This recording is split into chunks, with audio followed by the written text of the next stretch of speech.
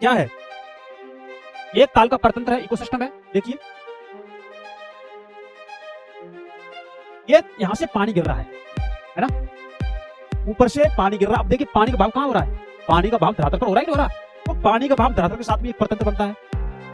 अब पानी नहीं धरातल ही नहीं होगा तो पानी का भाव होगा कैसे? तो धरातल देखिए यहां से, देखिए ऊपर से पहाड़ से या किसी ऊंचे स्थान से ये पानी नीचे गिर रहा है, और पानी जैसे नीचे गिर रहा है ये, तो देखो तालाब के रूप में ये पानी फैलता जा रहा है। ये देखो बहते हुए आगे बढ़ता जा रहा है, ये पानी बह रहा है। अब इस पानी के बहने से आप देखेंगे यहाँ पर नमी उत्पन्न हो रही है। नमी, आर्द्रता, ह्यूमिडिटी ये उत्पन्न हो रही है।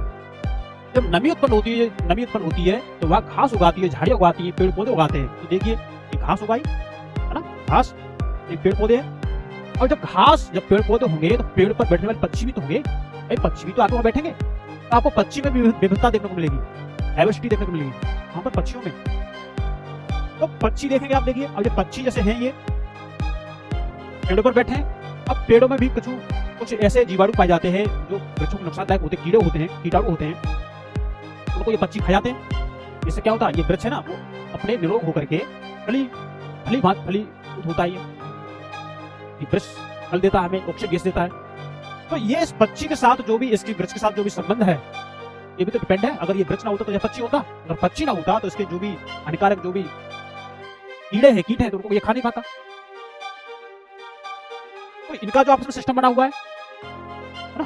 अब देखिए ये जहां पर ये वृक्ष लगे हुए हैं, इसमें इसकी जड़ें जमीन में गई होंगी, यहाँ से पानी को ऑब्जर्व कर रही होंगी, ये भी इनका इकोसिस्टम हो गया, आर्तंत्र हो गया भाई। जमीन को ग्रेड कर रही होंगी वो, तभी तो अपने आकार बढ़ा पा रहे होंगे, फल दे पा रहे होंगे, ऑक्सीजन दे पा रहे होंगे, तभी तो वहां पर पक्षी आके बैठ रहे हैं।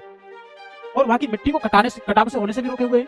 ये आपके वृक्ष देखिए, मिट्टी का जो कटाव होता है ना, तो कटाव को भी तो रोके हुए ये, भूमि चढ़ना हो, मिट्टी के चढ़ना हो। अब यह जो वनस्पति जो उग रही है, ये घास फूस, इसको देखो जानवर खा रहे हैं, जानवर भी तो पल रहे हैं इससे। बात कहां शुरू हुई, एक धरातल से, फिर बात कहां से शुरू हुई, पानी के भाव से, पानी का जो बहाव हो रहा है ना उससे, फिर और बात शुरू हुई वृक्षों से, फिर इससे और बात शुरू हुई कहां से, आपके यहाँ पे जो वनस्पति उग रही है वो। देखो कैसे डिपेंड है। इस तालाब में देखिए ये पक्षी, इनको देखिए आप, है ना, ये कमल के फूल दिख रहे हैं आपको, उस पर दिख रहा है। अगर ये पानी ना होता तो क्या ये फूल होते यहाँ पे, उसमें होते, क्या ये पक्षी होते, क्या ये जानवर यहाँ घास खाते, क्या घास होती, क्या पेड़ होते, नहीं। तो चीज आपस में एक दूसरे से इंटरकनेक्टेड है, एक दूसरे पर आश्रित है, आपस में संबंधित है। इसीलिए तो ये एक ताल का परतंत्र दिखाया गया। वही पारतंत्र क्या होता है ये हमने आपको बता दिया। आई होप आप इसे समझ पाएंगे।